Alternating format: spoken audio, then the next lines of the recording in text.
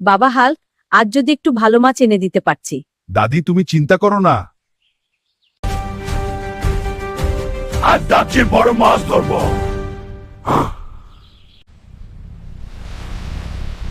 ওহ, এ তো বড় শিকার। কুমির চালতিলি খেয়েছে আর দুজনের মধ্যে টানাটানি শুরু হয়। একবার কুমির টানে, একবার হাল্ক। আমি তোমাকে মারবো না, কিন্তু আমার দাদিকে ভয় দেখা না। দাদির জন্য শুধু মাছ না, আজ একটা চমক দেব। হাল্ক আজ কি নিয়ে যাচ্ছে?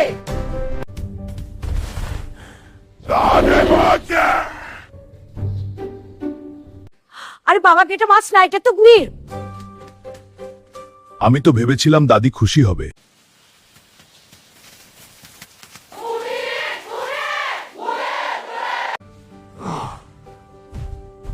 বাবা, আমাদের মাছই যথেষ্ট। শক্তি আছে তবেই আসল নায়ক হওয়া যায়।